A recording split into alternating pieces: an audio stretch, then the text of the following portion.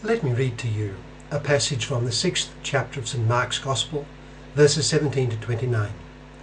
It's the Gospel for the feast of the Martyrdom of St. John the Baptist on August the 29th. St. Mark writes, Herod gave orders to have John arrested, and he had him bound and put in prison. He did this because of Herodias, his brother Philip's wife, whom he had married. For John had been saying to Herod, "It is not lawful for you to have your brother's wife." So Herodias nursed a grudge against John and wanted to kill him. But she was not able to, because Herod feared John and protected him, knowing him to be a righteous and holy man. When Herod heard John, he was greatly puzzled, yet he liked to listen to him. Finally, the opportunity came. On his birthday, Herod gave a banquet for his high officials and military commanders and the leading men of Galilee. When the daughter of Herodias came in and danced, she pleased Herod and his dinner guests. The king said to the girl, "Ask me for anything you want, and I'll give it to you." And he promised her with an oath, "Whatever you ask, I will give you up to half my kingdom." She went out and said to her mother, "What shall I ask for?" "The head of John the Baptist," she answered. At once the girl hurried in to the king with the request, "I want you to give me right now the head of John the Baptist on a platter." The king was greatly distressed, but because of his oaths and his dinner guests, he did not want to refuse her. So he immediately sent an executioner with orders to bring John's head. The man went, beheaded John in the prison, and brought back his head on a platter. He presented it to the girl, and she gave it to her mother.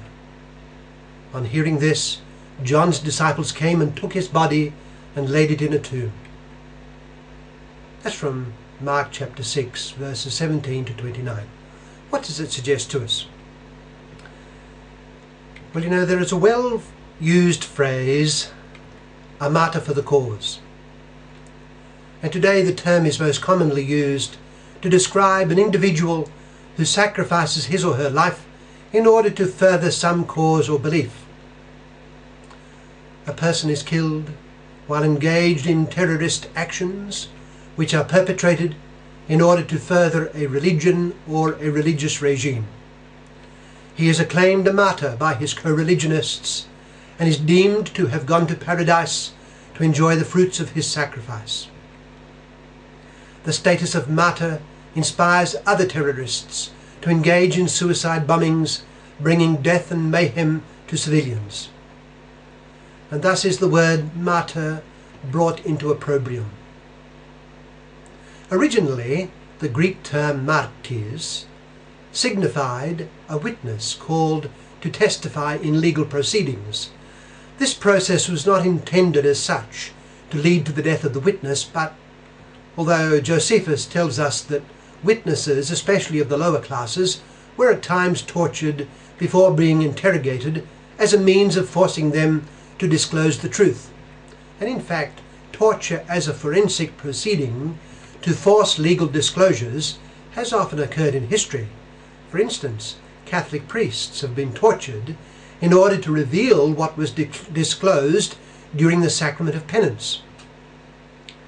In revealed religion, the Judeo and Christian religions, the martyr is one who bears witness to reveal truth, generally by the giving of his life. In the Christian religion, the prototype of all martyrdom is Jesus Christ. He is the martyr par excellence, the one who bore witness unto death to the truth which, as Son of God made man, he came to reveal. He himself defined the meaning of his life and mission in terms of this mission of bearing witness. We read in the Gospel of St. John a precious account of Christ's interchange with Pilate, an account which John the author undoubtedly obtained from direct witnesses. It is intriguing to consider how this information may have been gained. John himself, we read, was known to the high priest and entered with Jesus into the court of the high priest on the evening of his arrest. And Peter had to stand at the door outside. We read that in John chapter 18, verses 15 to 16. There are scholars who have argued that John himself may have been of a priestly family. John would have seen many of the proceedings of Christ's passion because it was inside the high priest's court. Those proceedings which he reports, and many may have been told to him by other eyewitnesses of those proceedings who were close to him. For instance, Nicodemus, who was a secret disciple and presumably close to John, was one of the leaders of the Jews. Well, be all that as it may, we read that before Pilate, Jesus defined his mission in terms of bearing witness to the truth. I have been born for this, and I came into the world that I might witness to the truth. He had come into the world precisely for martyrdom. Our Lord had defined his discipleship of those who followed him, in terms of following him in his course. Anyone who wishes to be my disciple must deny himself and take up his cross and follow in my footsteps. Mark chapter 8 verse 34. The taking up of one's cross is repeated in Matthew chapter 18 verse 38 and again in Luke chapter 9 verse 28.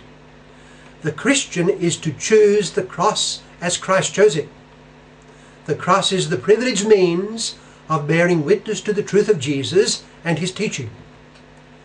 Today we think of the martyrdom of John the Baptist, and while John did not explicitly bear witness to the truth of Jesus at his death, he did bear witness to reveal truth. In his case, the truth of God's law on marriage. In John's case, his whole life as a prophet was to bear witness to God's truth, and in a special way to the truth of Jesus.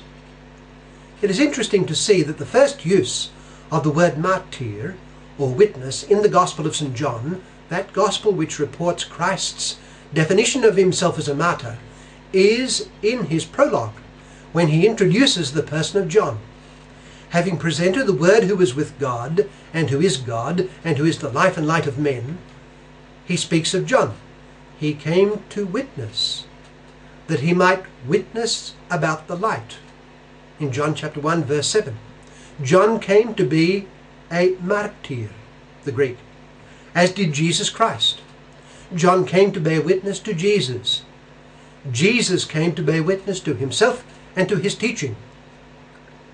Let us notice too the circumstances of John's final act of witness, his death.